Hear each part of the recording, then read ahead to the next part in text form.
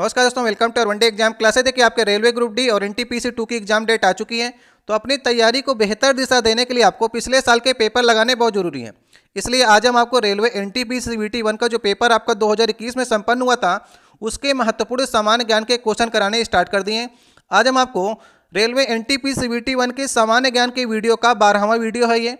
इसके पहले हमने आपको इसी प्रकार के 11 वीडियोज कराए हुए हैं, उसे आप लोग प्ले स्टोर जाकर के वहां पर से देख लीजिएगा। इस सेट में लगभग 40 क्वेश्चन आपके जीएस, जीके और जीए के रखे गए हैं। तो चलिए देखते हैं कि आप इन 40 प्रश्नों में से क्या 30 प्रश्नों को सही कर पा रहे हैं। ये सारे क्वेश्चन आपके आने वाले एग्जाम रेलवे ग्रुप डी और एनटीपीसी 2 के लिए काफी इंपॉर्टेंट क्वेश्चन है। तो सारे क्वेश्चनों को आप लोग करने का प्रयास करिएगा। आज का देखिए पहला क्वेश्चन है, विश्व की सबसे बड़ी प्रवाल भित्ति कहां पर पाई जाती है। ये 4 ऑप्शन आपको दिए गए हैं, करने का प्रयास करिए। देखिए प्रवाल क्या होते हैं, समुद्र में छोटे छोटे जीव होते हैं जो कि करोड़ों की संख्या में होते हैं, और जैसे जैसे इनके अस्थि पंजर जो होते हैं उनका जमाव होने लगता है लाखों करोड़ों वर्षों में, तो एक पहाड़ रूपी संरचना ले लेते हैं। जैसे कि अगर हम भारत की बात करेंगे तो लक्षद्वीप हो गया, अंडमान निकोबार द्वीप समूह हो गया, मन्नार की खाड़ी हो गया, ये भी सभी प्रवाल से ही बने हुए द्वीप हैं। लेकिन आपसे पूछा गया विश्व की सबसे बड़ी, अगर हम विश्व की बात करेंगे तो ऑस्ट्रेलिया जो है, वहां पर अगर आप ऑस्ट्रेलिया का नक्शा देखेंगे तो ऑस्ट्रेलिया के पूर्वी हिस्से को 3 भागों में बांटा गया है। तो ऊपर वाला हिस्सा कहलाता है क्वींसलैंड, पूर्वी हिस्से के ऊपर वाले हिस्से को क्वींसलैंड कहते हैं, बीच के हिस्से को न्यू साउथ वेल्स कहते हैं, और नीचे वाले हिस्से को विक्टोरिया कहते हैं। तो अगर हम पूर्वी हिस्से के उत्तरी भाग को कहेंगे तो क्वींसलैंड के उत्तर पूर्वी भाग पर यहाँ पर प्रवालों ने एक भित्ति बना ली है। लाखों करोड़ों वर्षों में जमाव के कारण जो उनके अस्थि पंजर होते हैं, एक भित्ति बना ली है जो कि समुद्र की लहरों से ऑस्ट्रेलिया को सुरक्षा प्रदान करती है, जो कि विश्व की सबसे बड़ी प्रवाल भित्ति है। इसलिए सही ऑप्शन कौन सा ऑप्शन होगा, ऑस्ट्रेलिया में बनाई गई है। चौथा ऑप्शन सही ऑप्शन होगा। अगर आपको वीडियो अच्छा लग रहा हो तो वीडियो को लाइक कर दीजिएगा। अगर आप पहली बार चैनल पर आए हो तो नीचे आपको लाल रंग की सब्सक्राइब की बटन दिखेगी, उसे दबाकर लाल से काली कर दीजिएगा ताकि आने वाले वीडियो है वो आपके पास सबसे पहले पहुंच सकें। दूसरा क्वेश्चन है, उलट बांसी किस भक्ति कवि का एक विशिष्ट योगदान है। ये 4 ऑप्शन आपको दिए गए हैं। देखिए उलट बांसी से तात्पर्य ये है कि जो कवि अपनी बात को सीधा सीधा ना कह करके घुमा फिरा करके उलट करके अपनी बात को कहता है, उन कवियों को उलट बांसी की श्रेणी में रखा जाता है। तो आपको 4 ऑप्शन में से देखकर समझ में आ गया होगा कि कौन सा ऐसा कवि है जो उलट भाषी में अपनी कविताओं को लिखता था। तो सही ऑप्शन होगा कबीर दास जी। कबीर दास के अभी भी आप दोहे पढ़ते होंगे तो उनके कई अर्थ निकलते हैं। आप पढ़ेंगे तो दूसरा अर्थ निकलेगा, आपका मित्र पढ़ेगा तो वो अपने हिसाब से सोच करके कोई दूसरा अर्थ निकालेगा। इसलिए कबीर दास जी की जो रचनाएं हैं, जो दोहे हैं, जो कवि उनको पढ़ते हैं, उनका अर्थ निकालने में अभी भी ढेर सारा मतभेद चल रहा है। इसलिए कबीर दास जी को उलट बांसी की श्रेणी में रखा गया है। अपनी कविताओं को सीधा सीधा नहीं लिखते थे। दूसरा ऑप्शन सही ऑप्शन होगा। तीसरा क्वेश्चन है, 1942 में किस प्रधानमंत्री के निर्देशानुसार क्रिप्स मिशन भारत में आया था। ये 4 ऑप्शन आपको दिए गए। देखिए 1947 के पहले भारत जो था वो ब्रिटेन के अधीन था। तो ब्रिटेन के जो प्रधानमंत्री होंगे उन्हीं के निर्देशानुसार क्रिप्स मिशन भारत में आएगा। 1942 के समय कौन थे, विंस्टन चर्चिल थे। कैसे आपको याद रखना है, देखिए 1939 से लेकर के 1945 तक द्वितीय विश्व युद्ध चला। तो द्वितीय विश्व युद्ध के काल में विंस्टन चर्चिल ही प्रधानमंत्री थे। इसलिए सही ऑप्शन होगा दूसरा वाला ऑप्शन। 1942 इसके बीच में ही आता है। 1942 में भारत ने भारत छोड़ो आंदोलन चलाया था महात्मा गांधी जी ने। तो भारतीय क्या कर रहे थे, द्वितीय विश्व युद्ध में इंग्लैंड का सपोर्ट नहीं कर रहे थे। तो इसके डर से विंस्टन चर्चिल ने क्रिप्स मिशन को भारत में भेजा और कहा कि जैसे ही द्वितीय विश्व युद्ध समाप्त हो जाएगा वो भारतीयों को सत्ता सौंप देंगे, मतलब यहाँ से छोड़कर चले जाएंगे। तो गांधी जी ने इसे क्रिप्स मिशन को एक पोस्ट डेटेड चेक कहा था। ये भी बात आप लोग याद रखिएगा कि पोस्ट डेटेड चेक किसे कहा था, क्रिप्स मिशन को किसने कहा था, तो महात्मा गांधी जी ने कहा था। सही ऑप्शन होगा दूसरा वाला ऑप्शन। अगर देखिए और एक बात याद रखिएगा, हम लोग बात करेंगे कैबिनेट मिशन जब आया था उस समय क्लीमेंट एटली की सरकार थी ब्रिटेन में, ठीक है। तो पहले वाले ऑप्शन में देखिए क्लीमेंट एटली लिखा गया है ना। तो जब कैबिनेट मिशन 1946 में आया तो उस समय क्लीमेंट एटली की सरकार थी। ये दोनों बातें आप लोग याद रखिएगा। चौथा क्वेश्चन है, कच्छ के महान रण के बारे में निम्नलिखित में से कौन सा कथन असत्य है। प्रश्न को पूरा पढ़िएगा, असत्य तक पहुंचने का प्रयास करिए। गलत आपसे पूछा है तो ये 4 ऑप्शनों से बताइए कौन सा ऑप्शन आपको गलत लग रहा है, ठीक है। देखिए इसके पहले ऑप्शन लिखा गया ये कच्छ वासियों द्वारा बसाया गया है, जो कि बिल्कुल सही है। यह एक मीठे पानी की झील है, जो कि गलत है। देखिए कच्छ का रण जो है ये गुजरात में पड़ता है और एक समुद्री दलदली इलाका है। तो ये दलदली इलाका है और लवड़ी इलाका है, ये मीठे पानी की झील यहाँ पर नहीं है। तो यही वाला ऑप्शन जो होगा वो असत्य है। ये थार रेगिस्तान में मौजूद एक लवड़ी दलदल है, बिल्कुल सही है। राजहंस बड़ी संख्याओं में यहाँ पर आवास में आते हैं, ये भी बात सही है। तो कौन सी बात गलत है? दूसरी बात यहाँ पर यह मीठे पानी की झील है, यह बात असत्य है। चलिए कमेंट बॉक्स में आप लोग ये बताइएगा कि कच्छ के रण में ऐसी कौन सी भारत की नदी है जो आने पर यहाँ पर विलुप्त हो जाती है, क्योंकि दलदल है, वो नदी यहाँ पर आती है और विलुप्त हो जाती है, मतलब कहीं पर और जा कर के नहीं गिरती है। तो कमेंट बॉक्स में आप लोग ये बताइएगा कच्छ के रण में कौन सी नदी है जो आकर के विलुप्त हो जाती है। पांचवा क्वेश्चन है, भारत के राष्ट्रीय प्रतीक के नीचे उत्कीर्ण जो सत्यमेव जयते हैं वो कहाँ से लिया गया? ये चार ऑप्शन आपको दिए गए हैं। ये तो आप सभी को मालूम है, सत्यमेव जयते जो है वो मुंडको उपनिषद से लिया गया। लेकिन अब देखिए रेलवे चालाक हो गया, इस सेट में तो इसने इस प्रकार से क्वेश्चन पूछ लिया, लेकिन जो हमने आपको पहला वाला सेट कराया था उसमें आपको याद है कि रेलवे ने पूछा था कि जो मुंडको उपनिषद से सत्यमेव जयते लिया गया है, इस सत्यमेव जयते को लोकप्रिय किसने बनाया? किस नेता ने सत्यमेव जयते को लोकप्रिय बनाया? तो मदन मोहन मालवीय, ठीक है, नाम याद रखिएगा। मदन मोहन मालवीय जी ने सत्यमेव जयते को अपने भाषणों में शामिल किया और इसको लोकप्रिय बनाया।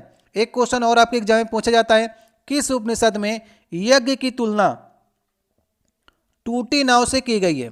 यज्ञ की तुलना टूटी नाव से किस उपनिषद में कहा गया है? तो ये मुंडको उपनिषद में कहा गया है। तो इस प्रश्न में मैंने आपको 3 प्रश्न बताए हैं, ये तीनों प्रश्न आपके एग्जाम में बार बार पूछे जाते हैं, उनको याद करके चलिएगा। ये देखने के लिए 40 प्रश्न आपको करा रहा हूं, लेकिन कम से कम इसमें आपके 80 से 100 क्वेश्चन आपके कवर हो जाएंगे। छठवां क्वेश्चन है, आधुनिक प्रिंटर की गति गणना करने के लिए निम्नलिखित में से किस इकाई का उपयोग किया जाता है? ये 4 ऑप्शन आपको दिए गए हैं। तो गणना के दृष्टिकोण से आपको बताना है कि किस इकाई का हम लोग उपयोग करते हैं। ये 4 ऑप्शन आपको दिए गए हैं। इसका सही ऑप्शन होगा तीसरा वाला ऑप्शन। पीपीएम में हम लोग आधुनिक जो प्रिंटर होती है उनकी गति को मापते हैं। पीपीएम का फुल फॉर्म होता है पेज पर मिनट, ठीक है। आप लोग डीपीआई ढूंढ रहे होंगे, लेकिन डीपीआई नहीं, मैं आपसे नहीं पूछा है, पेज है पूछा है। पेज पर मिनट जो होता है वो प्रिंटर की गति को गणना में मापने के लिए एक इकाई होती है। डीपीआई में वैसे नापते हैं डॉट पर इंच, अगर इस प्रकार से ऑप्शन में होता तो उसे भी आप लोग सही कर देते हैं। 7वां क्वेश्चन है, सिंह चतुर्भुज स्तंभ कहाँ पर स्थित है? ये 4 ऑप्शन आपको दिए गए हैं, बताइए। सिंह चतुर्भुज स्तंभ जो है वो कहाँ पर स्थित है? इसका सही ऑप्शन होगा सारनाथ। जो देखिए अशोक का सारनाथ का स्तंभ है, यही हमारा राष्ट्रीय प्रतीक चिन्ह है। और ये राष्ट्रीय प्रतीक चिन्ह कब बना था? 26 जनवरी 1950 को हमने अशोक के जो सारनाथ स्तंभ है उसको हमने अपना राष्ट्रीय प्रतीक चिन्ह के रूप में माना। उसमें आपने देखा होगा 4 जो लायन हैं, सिंह हैं, उनकी आकृतियां चारों तरफ से लगी हुई हैं और नीचे मुंडको उपनिषद जो सत्यमेव जयते लिखा गया है, लिया गया है, उसको वहां पर लिखा गया है। तो इसका सही ऑप्शन कौन सा ऑप्शन होगा? सही ऑप्शन होगा दूसरा वाला ऑप्शन। 8वां क्वेश्चन है, पारा का सामान्य नाम क्या है? ये 4 ऑप्शन आपको दिए गए हैं, बताने का प्रयास करिए। पारा, पारा को हम लोग एचजी से लिखते हैं, लेकिन अगर हम लोग सामान्य नाम की बात करेंगे तो पारा को क्विक सिल्वर कहते हैं, ठीक है। जो लोग पहली बार देख रहे हैं वो लोग याद रखिएगा, पारा को हम लोग क्विक सिल्वर भी कहते हैं। तो सही ऑप्शन होगा तीसरा वाला ऑप्शन। देखिए यहाँ पर पर्ल एस लिखा गया। पर्ल एस जो है वो पोटेशियम कार्बोनेट को कहा जाता है। तो फार्मूला भी आप लोग याद कर लीजिएगा, क्या पता अगले वाले सेट में आपसे पूछ ले, आपके जो एग्जाम में आए क्वेश्चन, पर्ल एस किसे कहते हैं? तो पोटेशियम कार्बोनेट को कहते हैं। यहाँ पर देखिए जिंक व्हाइट लिखा गया। जिंक व्हाइट जो है वो ZnO को मतलब कहा जाता है, जिंक ऑक्साइड को कहा जाता है। क्विक सिल्वर तो मैंने आपको बता दिया, Hg पारा को कहा जाता है। और व्हाइट लेड जो है ये कहा जाता है लेड कार्बोनेट को। तो ये सारी चीजें आप लोग याद करके चलिएगा, ठीक है। इसके साथ साथ PbOH का होल ट्वाइस भी लिखते हैं इसमें। तो ये सारे फार्मूले हैं। पर्ल एस किसको कहते हैं ये भी याद रखिएगा, पोटेशियम कार्बोनेट को। जिंक व्हाइट किसे कहते हैं? जिंक ऑक्साइड को कहते हैं। क्विक सिल्वर मैंने आपको बता ही दिया। 9वां क्वेश्चन है, निम्नलिखित में से कौन सी आउटपुट डिवाइस नहीं है? ये 4 ऑप्शन आपको दिए गए हैं, बताने का प्रयास करिए। देखिए आउटपुट डिवाइस और इनपुट डिवाइस आपने पढ़ी होगी। जो इनपुट करने के लिए कंप्यूटर में इन करने के लिए जो डिवाइस यूज होती हैं उसे हम लोग कहते हैं इनपुट डिवाइस। जब हम लोग इन करते हैं कंप्यूटर में कुछ चीज़, तो कंप्यूटर क्या करता है? आउटपुट देता है, तो वो आउटपुट डिवाइस होती है। तो आउटपुट डिवाइस नहीं है, मतलब वो इनपुट डिवाइस हो सकती है। तो प्रिंटर आपको आउटपुट देता है, स्पीकर भी आपको आउटपुट देता है, मॉनिटर भी आपको आउटपुट देता है, लेकिन स्कैनर जो है वो इनपुट डिवाइस है, इसलिए आउटपुट डिवाइस कौन सी नहीं है? स्कैनर इनपुट डिवाइस में आता है, आउटपुट डिवाइस में नहीं आता है। 10वां क्वेश्चन है, 2011 की जनगणना के अनुसार निम्नलिखित में से कौन सा राज्य भारत का सबसे कम शहरीकृत राज्य है? मतलब जो जनसंख्या वहाँ की रहती है उस राज्य की, वो शहरीकृत सबसे कम है। अब देखिए 4 ऑप्शन को देख करके कुछ लोग बिहार को तुरंत सही करने का प्रयास करते हैं, लेकिन ऐसी गलती आप लोग मत करिएगा। इसीलिए क्वेश्चन रखा गया कि कुछ लोग बिहार को सही कर दें और 10% लोग जो हैं दूसरे ऑप्शन की ओर जाएंगे, क्योंकि पहले ऑप्शन में बिहार रख दिया है तो ज़्यादातर सोच आपकी बिहार तक ही पहुंचेगी। लेकिन इसका सही ऑप्शन है हिमाचल प्रदेश। हिमाचल प्रदेश की 90% जो जनसंख्या है वो ग्रामीण है, सबसे कम शहरी है, ये कह सकते हैं। इसके बाद अगर हम दूसरे नंबर की बात करेंगे तो दूसरे नंबर पर बिहार आता है, जो 88.7% जो उनकी संख्या है वो सबसे कम शहरीकृत है या ग्रामीण कह सकते हैं। तीसरे नंबर पे असम आता है और चौथे नंबर पर उड़ीसा आता है। ये चारों ऑप्शन रखे गए हैं, तो याद रखिएगा। तो कौन सा ऑप्शन सही ऑप्शन होगा? हिमाचल प्रदेश। हिमाचल प्रदेश के बाद बिहार और बिहार के बाद फिर कौन आएगा? असम। असम के बाद उड़ीसा आएगा। ये मैंने आपको 4 स्टेट बता दिए हैं जहां पर भारत की जो जनसंख्या है वो सबसे कम शहरीकृत है। ठीक है, अगर हम लोग नगरीय की बात करेंगे, जो सबसे ज़्यादा नगरीय वाले राज्य हैं उनकी बात करेंगे तो गोवा पहले स्थान पर आता है। गोवा की जो जनसंख्या है या फिर राज्य है गोवा, जो वो सबसे ज़्यादा शहरीकृत है। वहाँ की जनसंख्या 62.2% जो है शहरी है। मिजोरम जो है वो दूसरे नंबर पे आता है, 52% मिजोरम में है। तीसरे नंबर पर तमिलनाडु और चौथे नंबर पर केरल आता है। तो शहरीकृत भी आप लोग याद कर लीजिएगा और ग्रामीण भी आप लोग याद कर लीजिएगा। गोवा नंबर 1 पर आता है शहरीकृत में और हिमाचल प्रदेश ग्रामीण में आता है। ये दोनों बातों में आपको कन्फ्यूजन नहीं होना चाहिए। 11 नंबर क्वेश्चन है, जीपीएस के संदर्भ में निम्नलिखित में से कौन सा कथन सही है? तो सही की आपको पहचान करनी है, बताइए। इसका पूर्ण रूप गैलीलियो पोजिशनिंग सिस्टम है, इसका पूर्ण रूप ग्लोबल प्लेसिंग सिस्टम है, पर्वत और बिल्डिंग ब्लॉक जीपीएस सिग्नल के लिए बाधा बन सकते हैं, इसे रूस ने विकसित किया है। कौन सा ऑप्शन आपको सही लग रहा है? अब देखिए जीपीएस का आप लोग इस्तेमाल करते होंगे, लेकिन जीपीएस का फुल फॉर्म किसको मालूम है? जीपीएस का फुल फॉर्म होता है ग्लोबल पोजिशनिंग सिस्टम। तो यहाँ पर कहीं पर है, इसमें भी नहीं लिखा, इसमें भी नहीं लिखा, ये भी गलत हो गया। इसे रूस ने विकसित किया, गलत है, इसे यूएस ने विकसित किया है। तो एक ही ऑप्शन सही निकलता है, पर्वत बिल्डिंग ब्लॉक जीपीएस सिग्नल के लिए बाधा है, क्योंकि जीपीएस एक सीधी तरंग जाती है और जहां पर पर्वत ब्लॉक पड़ते हैं तो उसे थोड़ा विक्षेपित होना पड़ता है, इसलिए बाधा उत्पन्न करते हैं। तो सही ऑप्शन होगा तीसरा वाला ऑप्शन। 5 नंबर क्वेश्चन है, हार्नबिल त्यौहार एक प्रसिद्ध आदिवासी त्यौहार है, ये भारत के इनमें से किस पूर्वोत्तर राज्य में मनाया जाता है? ये 4 ऑप्शन आपको दिए गए हैं, बताने का प्रयास करिए। देखिए हार्नबिल जो है ये नागालैंड का एक प्रसिद्ध त्यौहार है, जिसे हम लोग त्योहारों का त्यौहार भी कहते हैं। और ये कब मनाया जाता है? दिसंबर महीने की प्रथम सप्ताह में मनाया जाता है। हार्नबिल एक पक्षी होता है, अगर हम लोग इसे विच्छेद करके देखेंगे हार्न और बिल बनता है। ठीक है, अब देखिए हार्न का मतलब क्या होता है? सींग होता है, और बिल का मतलब क्या होता है? चोंच होता है।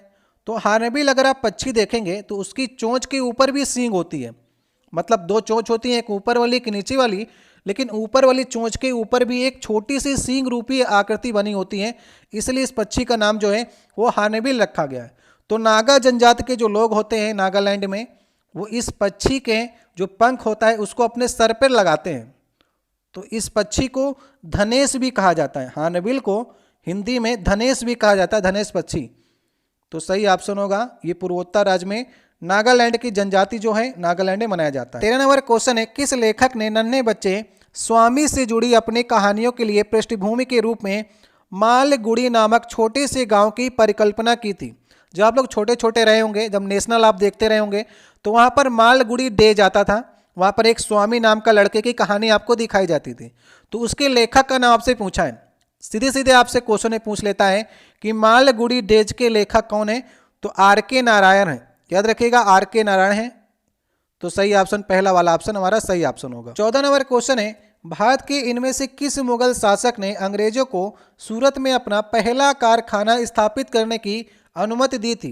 ये 4 ऑप्शन आपको दिए गए हैं, जो कि सबसे बड़ी गलती थी मुगल शासक की, जो अंग्रेजों को कारखाना बनाने की अनुमति दी। इसका सही ऑप्शन होगा जहांगीर। जहांगीर ने 1613 में एक फरमान जारी करके सूरत में थॉमस एडवर्ड के अधीन एक व्यापारिक कोठी जो थी उसे खोलने की इजाज़त जो दी थी वो जहांगीर ने दी थी। तो तीसरा ऑप्शन सही ऑप्शन। 15 नंबर क्वेश्चन है, भारतीय राष्ट्रीय कांग्रेस का पहला अधिवेशन 1885 में किया गया था। इसका आयोजन भारत के किस शहर में किया गया था? ये 4 ऑप्शन आपको दिए गए हैं। देखिए, पहले भारतीय राष्ट्रीय कांग्रेस का नाम भारतीय राष्ट्रीय कांग्रेस ना होकर के भारतीय राष्ट्रीय संघ था। इसका नाम चेंज किया गया। सेकेंड अधिवेशन में दादा भाई नौरोजी ने भारतीय राष्ट्रीय संघ का नाम चेंज करके भारतीय राष्ट्रीय कांग्रेस रखा था। ये भी आपके एग्जाम में क्वेश्चन पूछा जाता है। तो पहला अधिवेशन कब हुआ था? 1885 में हुआ था। कहाँ पर हुआ था? बम्बई में हुआ था। पहले ये पुणे में होने वाला था, लेकिन पुणे में अकाल पड़ गया, तो अकाल के चलते ये बम्बई में किया गया। और इसकी अध्यक्षता किसने की थी? ओंकेश चंद बनर्जी ने इसकी अध्यक्षता की थी। उस समय 72 प्रतिनिधियों ने कांग्रेस के जुड़ने के तौर पर भाग लिया था। ये भी आप लोग बात याद रखिएगा। तो सही ऑप्शन होगा चौथा वाला ऑप्शन। 16 नंबर क्वेश्चन है, अभिज्ञान प्रौद्योगिकी में OMR का उपयोग होता है, तो M का पूर्ण रूप आपको बताना है। OMR सीट आप लोग भरते हैं ना, जब ऑफलाइन आपका एग्जाम होता था, तो OMR सीट, तो OMR का फुल फॉर्म होता है ऑप्टिकल मार्क रीडर। तो ऑप्टिकल मार्क रीडर में आपसे M का अर्थ पूछा है तो मार्क कर देंगे। सही ऑप्शन कौन सा ऑप्शन होगा? दूसरा वाला ऑप्शन। M का अर्थ पूछा है तो मार्क जो होगा वो इसका सही ऑप्शन होगा। 17 नंबर क्वेश्चन है, निम्नलिखित हस्तियों में से किसे कुष्ठ रोग उन्मूलन के क्षेत्र में योगदान के लिए 2018 में गांधी शांति पुरस्कार से सम्मानित किया गया था? ये 4 ऑप्शन आपको दिए गए हैं, बताने का प्रयास करिए। देखिए, 2018 के अगर हम लोग गांधी शांति पुरस्कार की बात करेंगे तो योही ससाकावा को मिला था। याद रखिएगा, योही ससाकावा जो थे वो WHO के सद्भावना दूत थे, उनको मिला था। तो सही ऑप्शन होगा तीसरा वाला ऑप्शन। अब देखिए, आपको नई वाली करंट अफेयर से भी परिचित होना है। 2019 का गांधी शांति पुरस्कार किसे मिला है? ओमान के सुल्तान को मिला है। ठीक है, ओमान के सुल्तान का नाम आप लोग याद कर लीजिएगा। ओमान के सुल्तान का नाम है सुल्तान काबूस बिन अल सैद, ये नाम है, तो याद कर लीजिएगा। 2020 का ही मिल चुका है। 2020 की बात करेंगे तो 2020 का मिला है शेख मुजिबुर रहमान को। ये कौन है? बांग्लादेश के राष्ट्रपिता कहा जाते हैं। बांग्लादेश के निर्माण में इनका काफ़ी योगदान है। तो शेख मुजिबुर रहमान को 2020 का गांधी शांति पुरस्कार मिला है और 2019 का ओमान के सुल्तान जो नाम है काबूस बिन अल सैद को मिला है। ठीक है, तो नई वाली आपको करंट अफेयर से अपडेट करा रहा हूं। और 2018 का तो आपके 2021 वाले एग्जाम में NTPC में पूछा ही गया था। 18 नंबर क्वेश्चन है, 31 सितंबर 1947 को भारत की संविधान सभा में निम्नलिखित में से कौन से प्रांत का प्रतिनिधित्व अधिकतम था? ये 4 ऑप्शन आपको दिए गए। जो संविधान सभा बनी थी उसमें किस राज्य को ज़्यादा प्रतिनिधित्व दिया गया था? ये 4 ऑप्शन है, संयुक्त प्रांत, मद्रास, पश्चिम बंगाल, बम्बई। तो देखिए, संयुक्त प्रांत इसका सही ऑप्शन है। संयुक्त प्रांत जो है उसका नाम जो चेंज कर दिया गया बाद में 1950 में उत्तर प्रदेश कर दिया गया। उत्तर प्रदेश में से फिर 2000 सन में उत्तराखंड अलग हो गया। तो उत्तर प्रदेश और उत्तराखंड ये दोनों मिलाकर के संयुक्त प्रांत कहलाते थे और इसका प्रतिनिधित्व अभी भी सबसे ज़्यादा है और पहले भी संविधान सभा में सबसे ज़्यादा था। इंग्लिश में से कहते हैं यूनाइटेड प्रोविंस। ठीक है, तो सही ऑप्शन कौन सा ऑप्शन होगा? पहला वाला ऑप्शन सही ऑप्शन होगा। 19 नंबर क्वेश्चन है, भारी जल शब्द निम्नलिखित में से किससे संबंधित है? ये 4 ऑप्शन आपको दिए गए हैं। भारी जल जिसका फार्मूला क्या होता है? D2O होता है। भारी जल का फार्मूला D2O होता है। इसका हम लोग प्रयोग करते हैं नाभिकीय रिएक्टर में। यहाँ पर किस ऑप्शन में लिखा गया है? नाभिकीय शक्ति उत्पादन संयंत्र में हम लोग भारी जल का उपयोग करते हैं। किस रूप में करते हैं? मंदक के रूप में करते हैं। तो सही ऑप्शन कौन सा ऑप्शन होगा? पहला वाला ऑप्शन सही ऑप्शन होगा। 20 नंबर क्वेश्चन है, अंतर्राष्ट्रीय अंतरिक्ष स्टेशन जिसे हम लोग ISS कहते हैं उसके बारे में जो सत्य बात है उसको आपको बताना है। ये 4 ऑप्शन आपको दिए गए हैं। वीडियो को रोक करके आप लोग ये चारों ऑप्शन को पढ़िए, फिर अनुमान लगाइए क्या सही हो सकता है। चर्चा करते हैं पहले ऑप्शन की। ये मुख्य रूप से USA और चीन द्वारा बनाया गया है। चीन का कहीं पर नामो निशान नहीं है, चीन द्वारा इसे नहीं बनाया गया। USA तो सही है। USA के साथ में रूस है, जापान है, कनाडा है, यूरोप है, ब्राज़ील, इन सभी देशों ने मिलकर के अंतरिक्ष स्टेशन को बनाया है, जबकि चीन का कहीं पर भी नाम नहीं आता। तो पहला वाला गलत हो गया। यह पृथ्वी की निचली कक्षा में स्थित है, यह बात बिल्कुल सही है। केवल यूएसए और चीन के अंतरिक्ष यात्रियों को ये इसमें जाने की अनुमति, ये बिल्कुल गलत है। किसी कहीं के भी यात्री जा सकते हैं। इसे 2050 तक संचालन में आने की उम्मीद है, जबकि इसका संचालन जो है वो चालू हो गया है 2000 सन में ही। तो इसमें कौन सी बात सही है? सिर्फ दूसरी बात सही है, पृथ्वी की निचली कक्षा में लगाया गया है, यही बात सही है। 21 नंबर क्वेश्चन है, इनमें से कौन सा ग्रह दक्षिणावर्त दिशा में घूमता है? अब देखिए, पूरब इधर होता है, पश्चिम इधर होता है, उत्तर ऊपर होता है, नीचे होता है दक्षिण। दक्षिणावर्त मतलब दक्षिण की ओर घूमेगा ग्रह। तो कैसे घूमेगा? क्लॉकवाइज घूमेगा, पूरब से पश्चिम की ओर। इसे कहते हैं हम लोग क्लॉकवाइज कहते हैं। तो क्लॉकवाइज डायरेक्शन में कौन कौन से घूमते हैं? केवल 2 ग्रह ही क्लॉकवाइज डायरेक्शन में घूमते हैं। एक आपका कौन सा है? शुक्र है, और एक आपका अरुण है। शुक्र और अरुण ये दोनों ही क्लॉकवाइज डायरेक्शन में या फिर दक्षिणावर्त या फिर पूर्व से पश्चिम दिशा में घूमते हैं। बाकी जितने भी ग्रह हैं आपके, पृथ्वी हो गया, मंगल, शनि, बृहस्पति, ये सभी एंटी क्लॉकवाइज घूमते हैं, पश्चिम से पूर्व की ओर घूमते हैं।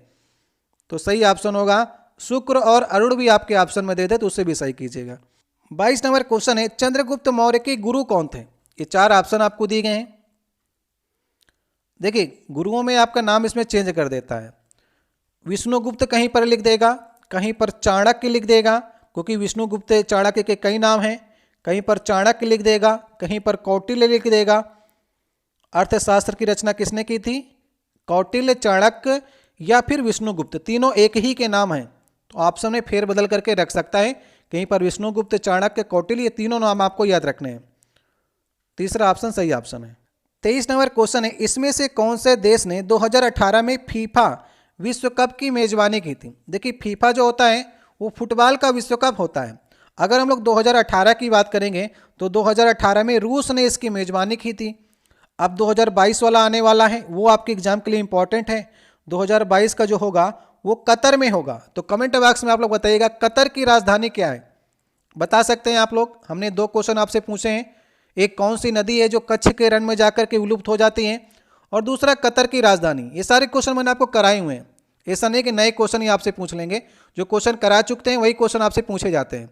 2026 की बात करेंगे तो नेक्स्ट वाला भी याद कर लीजिएगा।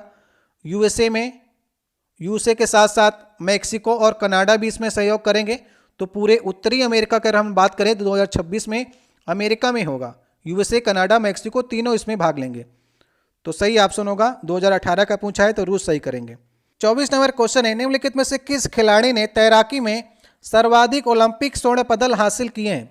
ये 4 ऑप्शन आपको दिए गए हैं, यूएसए के हैं। इनका नाम तो आपके जवान में होना ही चाहिए, माइकल फेल्प्स। ठीक है, माइकल फेल्प्स ने 4 ओलंपिक गेम्स खेले हैं, 2004 वाला, 8 का, 12 का और 16 का।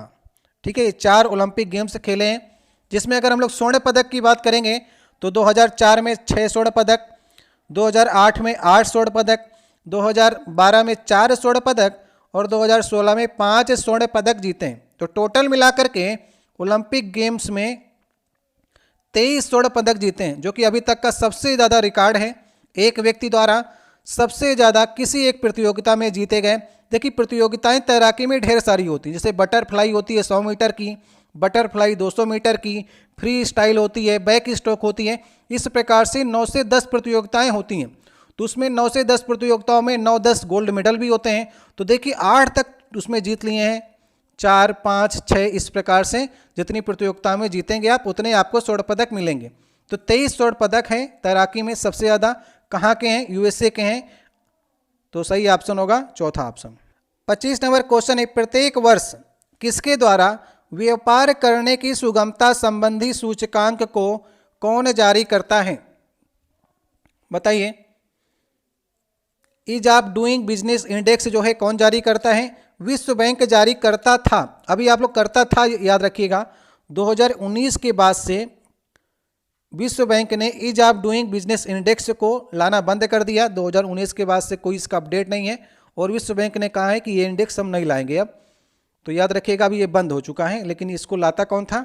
विश्व बैंक प्रतिवर्ष लाता था। सही ऑप्शन होगा तीसरा वाला ऑप्शन। 26 नंबर क्वेश्चन है, नीति आयोग का गठन कब किया गया था? ये तो क्वेश्चन कई बार पूछा गया, इसका फुल फॉर्म आपसे पूछा जाता है, national institution for transforming India इसका फुल फॉर्म है। अगर इसके गठन की बात करेंगे तो 1 जनवरी 2015 को इसका गठन किया गया। एग्जाम में क्वेश्चन और आपसे पूछा जाता है कि योजना आयोग को कब भंग किया गया, तो योजना आयोग को 2014 में भंग किया गया। योजना आयोग कब बना था, ये भी क्वेश्चन आपके एग्जाम में पूछा जाता है। तो 15 मार्च 1950 को योजना आयोग बना था, जो 2014 में भंग कर दिया गया और 2015 से नीति आयोग का गठन कर दिया गया। सही ऑप्शन होगा पहला वाला ऑप्शन। 27 नंबर क्वेश्चन है, निम्नलिखित में से किसकी कमी से वर्णांता और कमजोर दृष्टि की समस्या उत्पन्न होती है। ये 4 ऑप्शन आपको दी गए। देखिए, आंख से संबंधित जितनी भी समस्याएं होती हैं विटामिन ए की कमी से होती हैं। इसका रासायनिक नाम होता है रेटिनॉल, और रतौंधी नामक रोग भी विटामिन ए की कमी से होता है, जिसमें रात में आपको कम दिखाई पड़ता है। वर्णांता में क्या होता है, लाल और हरा में आप भेद नहीं कर पाते हैं, ये एक आनुवांशिक रोग होता है। कमजोर दृष्टि में आप जानते हैं आपको चश्मा लग जाता है। तो इस प्रकार के रोगों से बचने के लिए अपने आहार में आपको विटामिन ए शामिल करना चाहिए। ठीक है, कुछ नहीं मिलता आपको तो गाजर खाइए, गाजर विटामिन ए का अच्छा स्रोत है। सही ऑप्शन होगा तीसरा ऑप्शन। 28 नंबर क्वेश्चन है, भारत और चीन के बीच में स्थित काराकोरम दर्रा नामक पहाड़ी दर्रा इसमें से किसके निकट स्थित है। ये 4 ऑप्शन आपको दिए गए, बताने का प्रयास करिए। देखिए, काराकोरम दर्रा जो है वो भारत का सबसे ऊंचा दर्रा है। अगर हम लोग इसकी ऊंचाई की बात करेंगे तो 5624 मीटर की ऊंचाई पर ये स्थित दर्रा है। ये कहाँ पर पड़ता है, लद्दाख में पड़ता है। और लद्दाख में 2 डिस्ट्रिक्ट आती हैं, एक कारगिल आता है, एक लेह आता है। तो कारगिल आपके ऑप्शन में, तो कारगिल के निकट जो है ये दर्रा पड़ता है। अब दर्रा क्या होता है, कुछ लोग दर्रे को नहीं समझते होंगे। दर्रा क्या होता है, जैसे कोई पहाड़ होता है तो पहाड़ के बीच से नदियाँ क्या करती हैं, काट करके रास्ता एक दरार बना देती हैं अपने बहने का स्थान, और धीरे धीरे नदी कभी विलुप्त हो जाती है तो वो वहाँ पर से आदमी अपनी सड़क बना लेता है निकलने के लिए। तो यहाँ पर जो काराकोरम दर्रा है, यहाँ पर चीन ने एक सड़क बना ली है, ये भी बात आप लोग याद रखिएगा। 29 नंबर क्वेश्चन है, भारतीय संविधान का कौन सा आर्टिकल उपाधियों के अंत को सुनिश्चित करता है। ये 4 ऑप्शन आपको दिए गए हैं। उपाधियों का अंत जो है आर्टिकल 18 में इसके बारे में चर्चा की गई है। अगर हम लोग आर्टिकल 23 की बात करेंगे तो यहाँ पर मानव के दुर्व्यापार और बालात श्रम के बारे में चर्चा की गई है। आर्टिकल 22 में अगर आपकी कोई गिरफ्तारी करता है तो आप उससे 3 बातें पूछ सकते हैं। हिरासत में लेने का कारण आप पूछ सकते हैं, 24 घंटे के अंदर आने जाने के समय को छोड़ करके 24 घंटे के अंदर आपको किसी कोर्ट में प्रस्तुत किया जाए, और तीसरे नंबर पे आप उससे कह सकते हैं कि अपने पसंद का आप वकील रख सकते हैं। ठीक है, तो 3 बातें जो हैं इसमें कुछ दशाओं में गिरफ्तारी और निरोध के बारे में चर्चा की गई है। आर्टिकल 25 की बात करेंगे तो कोई भी व्यक्ति जो है किसी भी धर्म को मान सकता है। तो ये सारे मैंने आपको आर्टिकल बता दिए। सही ऑप्शन होगा तीसरा ऑप्शन। 30 नंबर क्वेश्चन है, पश्चिम बंगाल में मई 2020 में आए अम्फान जो चक्रवात आया था उसका उद्गम स्थान कौन सा था। ये 4 ऑप्शन आपको दिए गए हैं। देखिए, पश्चिम बंगाल में अगर तूफान आएगा तो आप खुद ही सोचिए कि पश्चिम बंगाल में तूफान आएगा तो पश्चिम बंगाल किसके करीब है, बंगाल की खाड़ी के करीब है, यहीं से आएगा। तो सही ऑप्शन कौन सा ऑप्शन होगा, दूसरा वाला ऑप्शन। अब एक क्वेश्चन और आपके एग्जाम में पूछता है, अम्फान जो तूफान है, ये चक्रवात है, इसका नाम किस देश ने रखा। जो तूफान आते हैं उनको अलग अलग देश जो है उनके नाम रखते हैं। तो अगर हम लोग अम्फान तूफान की बात करेंगे तो इसका नाम जो था वो थाईलैंड देश ने इसका नाम को रखा था। ठीक है, तो सही ऑप्शन इसका तो होगा बंगाल की खाड़ी। 31 नंबर क्वेश्चन है, NSE national stock exchange of India का मुख्यालय कहाँ पर स्थित है। अभी हमने आपको 11 नंबर सेट में कराया था कि national stock exchange of India ये किसकी समिति की अनुशंसा पर बना था।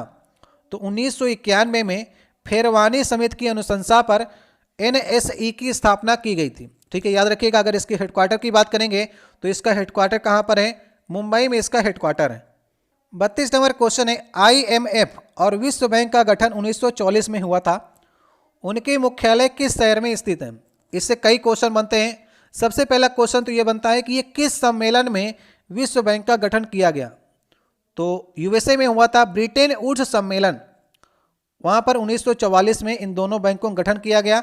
अगर सदस्यों की बात करेंगे तो 190 सदस्य हैं, और लास्ट सदस्य जो बना है इसका अंडोरा नाम याद रखिएगा, 190वां सदस्य है अंडोरा। पहले 189 थे, अभी 190 सदस्य हो गए। तो इसके हेडक्वार्टर कहाँ पर है, वाशिंगटन DC में इसका हेडक्वार्टर है। ठीक है, दूसरा ऑप्शन सही ऑप्शन है। 33 नंबर क्वेश्चन है, कान्हा टाइगर रिजर्व कहाँ पर स्थित है। देखिए, टाइगर की बात करेंगे तो टाइगर सबसे ज़्यादा जो टाइगर रिजर्व है वो कहाँ पर है, मध्य प्रदेश में।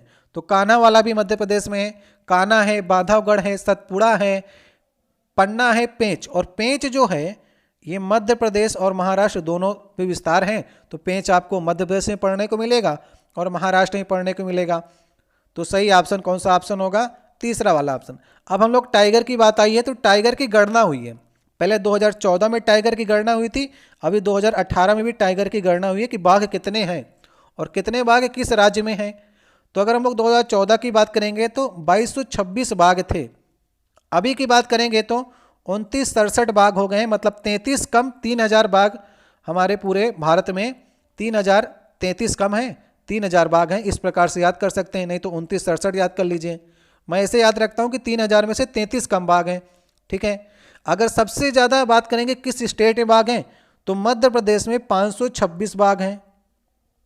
इसके बाद नंबर आता है कर्नाटक का। कर्नाटक में 524 हैं, उत्तराखंड में 442 हैं। तो 3 स्टेट आप लोग याद रखिएगा। सबसे ज़्यादा कहाँ पर हैं?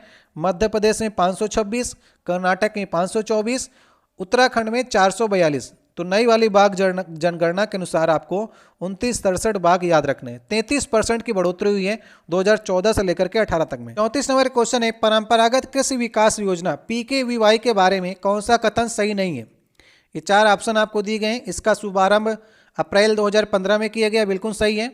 3 वर्षों में 2 लाख क्लस्टर बनाए जाएंगे, ये बात गलत है। इसमें 1 लाख क्लस्टर बनाए जाएंगे। इसे जैविक विकास, जैविक खेती को बढ़ावा देने के लिए शुरू किए गए, बिल्कुल सही है।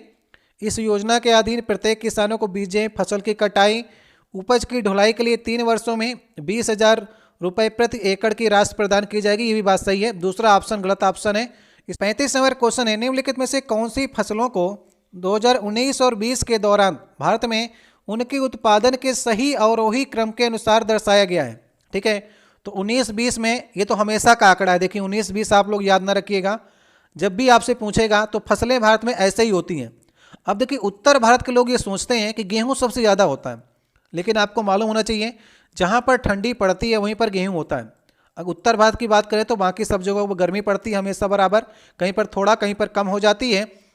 तो गेहूं का उत्पादन कम होता है चावल की अपेक्षा। तो जहाँ पर चावल पहले होगा, गेहूँ, मोटा अनाज, दालें। तो ये लास्ट वाला ऑप्शन सही ऑप्शन है। हमारे भारत में सबसे ज़्यादा चावल का उत्पादन होता है, उसके बाद गेहूँ, मोटा अनाज, फिर दालें। इसलिए सही ऑप्शन कौन सा ऑप्शन होगा? लास्ट वाला ऑप्शन। 36 नंबर क्वेश्चन है, निम्नलिखित में से कौन सा भारत के सभी ATMs को जोड़ने का काम करता है? ये 4 ऑप्शन है। वीडियो को रोक करके जितना आप समय लेना चाहें ले सकते हैं। अगर हम लोग सभी ATMs की बात करेंगे तो NPCI, जिसे हम लोग हिंदी में कहते हैं भारतीय राष्ट्रीय भुगतान निगम, जो है ये सभी ATMs को जोड़ने का काम करता है। NPCI फुल फॉर्म होता है national payments corporation of India. इसकी स्थापना हुई थी 2008 में, ठीक है। तो ये सभी ATMs को जोड़ने का काम करता है। UPI से जो आप ट्रांजैक्शन करते हैं, ये भी आपकी NPCI ने ही इसको विकसित किया है, UPI को। अगर 2013 में बात करें तो रुपे कार्ड भी NPCI ने ही इसको विकसित किया है। 2013 में रुपे कार्ड आया था, अभी तो काफ़ी प्रचलित हो गया है। तो ATMs को जोड़ने का, UPI को अगर हम बात करें इंट्रोड्यूस करने का काम किसने किया? तो NPCI ने, रुपे कार्ड को। ये सब बातें आपको याद रखनी है। 37 नंबर क्वेश्चन है, भारत में इनमें से किस आनुवांशिक रूप से संशोधित GM फसलों की कानूनन खेती करने की अनुमति दी गई है? ये 4 ऑप्शन दिए गए हैं आपको। देखिए इसमें BT कपास की अनुमति दी गई है, बाकी ये सबको बैन कर दिया गया है। BT कपास, देखिए BT का फुल फॉर्म होता है बैसिलस थुरिनजीनियस। अब ये बैसिलस थुरिनजीनियस जो होता है ये कैसे बनाया जाता है? जैसे कपास का कोई बीज हो गया, उसके DNA में से जीन में संशोधन करके, उसके गुणसूत्रों में संशोधन करके हम एक नए प्रकार का बीज उत्पन्न करते हैं, उससे कपास की पैदावार बढ़ाने का प्रयास करते हैं। तो जब हम लोग जीन में परिवर्तन करते हैं तो वहाँ पर BT मतलब कि बैसिलस थुरिनजीनियस नामक एक जीवाणु उसमें उत्पन्न करते हैं जो प्रोटीन को उत्पन्न करता है। अगर हम कपास का इसका उत्पादन करना चाहेंगे, BT कपास का, तो इसका बीज डालेंगे। तो बीज डालने के बाद इसमें बैसिलस थुरिनजीनियस एक जीवाणु होगा जो प्रोटीन उत्पन्न करेगा, जो खरपतवार होते हैं ना उनको नष्ट करने का काम करता है। इसलिए कपास, BT कपास को अनुमति मिली है। बाकी ये जो GM फसलें होती हैं, कुछ वैज्ञानिकों का कहना है कि ये मिट्टी को प्रदूषित करती हैं और शरीर के लिए भी घातक है, इसलिए सिर्फ कपास के लिए अनुमति दी गई है, क्योंकि कपास से कपड़ा बनता है। तो सही ऑप्शन होगा दूसरा वाला ऑप्शन। 38 नंबर क्वेश्चन है, भारतीय संविधान के किस आर्टिकल में पंचायतों और स्थानीय निकायों के शासन के बारे में प्रावधान है? ये 4 आर्टिकल है, बताइए। इसका सही ऑप्शन होगा आर्टिकल 243। आर्टिकल 243 में पंचायतों और स्थानीय निकायों के शासन के बारे में चर्चा की गई है। आर्टिकल 21 के बारे में आप जानते हैं, प्राण एवं दैहिक स्वतंत्रता है आर्टिकल 21 में। आर्टिकल 270 में केंद्र एवं राज्य के बीच में जो कर लगाए जाते हैं उनका वितरण कैसे करना है दोनों के बीच में। 51 के ए में आपको मालूम है कि मूल कर्तव्यों को रखा गया है। तो आपसे पंचायतों के बारे में पूछा है तो आर्टिकल 243 सही करिएगा। 39 नंबर क्वेश्चन है, यूएन सुरक्षा परिषद के 10 अस्थायी सदस्य हैं, उनका चुनाव महासभा द्वारा कितनी अवधि के लिए किया जाता है? ये 4 ऑप्शन आपको दिए गए हैं, करने का प्रयास करिए। देखिए, अगर हम लोग सुरक्षा परिषद की बात करेंगे तो 5 जो होते हैं वो स्थायी सदस्य होते हैं और 10 अस्थायी सदस्य होते हैं। 5 स्थायी सदस्यों में कौन कौन से देश आते हैं? अमेरिका, चीन, रूस, ब्रिटेन, फ्रांस आते हैं। और 10 जो अस्थायी सदस्य होते हैं उनका चुनाव प्रति 2 वर्षों के लिए किया जाता है। अब जैसे कि संयुक्त राष्ट्र महासभा है, उसके सदस्य भाग लेते हैं। अगर आपको 2/3 बहुमत मिलता है तो आप अस्थायी सदस्य के तौर पर 2 वर्षों के लिए सुरक्षा परिषद में जुड़ सकते हैं। भारत लगातार इसका सदस्य रहा है क्योंकि भारत को हर साल जब चुनाव होता है तो 2/3 बहुमत इसको मिल ही जाते हैं भारत को। इसलिए भारत जो है वो अस्थायी सदस्यों में ज़्यादातर बना ही रहता है। इसलिए सही ऑप्शन कौन सा ऑप्शन होगा? 2 वर्षों में ये महासभा जो है चुनाव कराती है अस्थायी सदस्यों के लिए। आज का देखिए 40 नंबर क्वेश्चन होगा, आज का लास्ट क्वेश्चन है, सोडा वाटर में कौन सी गैस पाई जाती है? ये 4 ऑप्शन आपको दिए गए हैं, बताने का प्रयास करिएगा। ये क्वेश्चन आपके लिए छोड़े जा रहे हैं। नेक्स्ट वाला जो 13 नंबर वीडियो आएगा उसमें इसकी चर्चा करेंगे। अगर हम लोग बात करें 11वें वीडियो की तो 11 वीडियो के लास्ट में हमने आपसे पूछा था कि आसियान का सदस्य कौन सा देश नहीं है। तो आसियान का सदस्य जो देश नहीं है वो भारत है। ऑप्शन में भारत था ना, भारत आसियान का सदस्य नहीं है। आसियान का फुल फॉर्म होता है association of south east Asian Nations. इसकी स्थापना हुई थी आसियान की 1967 में। अगर हेडक्वार्टर की बात करेंगे तो इंडोनेशिया के जाकर्ता में इसका हेडक्वार्टर है। और देश की बात करेंगे तो 10 देश में शामिल हैं, लेकिन भारत आसियान का सदस्य नहीं है। तो ये क्वेश्चन मैंने आपसे पिछले वाले वीडियो में पूछा था, इस वीडियो में एक क्वेश्चन पूछ रहे हैं। आ जाए तो आप लोग कमेंट बॉक्स में बताइएगा, नहीं आएगा तो इसी प्रकार से अगले वाले सेट में इसकी चर्चा करेंगे। आपने इन 40 प्रश्नों में कितने प्रश्नों को करने का प्रयास किया? सबसे पहले आप लोग ये जवाब दीजिएगा, क्या आप 30 प्रश्नों तक पहुंच पा रहे हैं? अगर 30 प्रश्नों तक नहीं पहुंच पा रहे हैं तो लगातार हमारी पुरानी वीडियोस देखिए और नई नई वीडियोस को देखने का प्रयास करिए। आपको कम से कम 30 तक पहुंचना है एग्जाम के पहले, ठीक है। ये सारे क्वेश्चन काफ़ी अच्छे लेवल के हैं। अगर आपको अच्छा लगा करें तो वीडियो को लाइक किया करिए, शेयर किया करिए। अगर नए हों तो नीचे आप देखेंगे लाल रंग की आपको सब्सक्राइब की बटन दिखेगी, उसे दबाकर लाल से काली कर दीजिएगा, ताकि जब भी हम वीडियो डालेंगे तो आपके पास एक नोटिफिकेशन का बेल होता है बगल में, उसको ऑन अगर आप कर लेंगे तो आपको वीडियो प्राप्त हो जाएगी। हमारा प्रयास है कि आपको 7 दिन में कम से कम 4 से 5 वीडियो देने का प्रयास करें। और लगातार जो जीएस है, आपकी रीजनिंग है, मैथ और करंट अफेयर भी स्टार्ट करेंगे, वो सारी आपके लिए काफ़ी बेनिफिट होंगी। और साइंस भी स्टार्ट करेंगे तो एक सप्ताह में 4 से 5 वीडियो आपको देने का प्रयास करेंगे। कितना स्कोर हुआ इससे बताइएगा, वीडियो अच्छा लगा और लाइक कीजिएगा। किसी प्रश्न में अगर आपको डाउट होता है कि इसका प्रश्न का उत्तर ये से ये हो सकता है तो आप कमेंट बॉक्स में कह सकते हैं। मिलते हैं नेक्स्ट वीडियो में, बहुत बहुत धन्यवाद।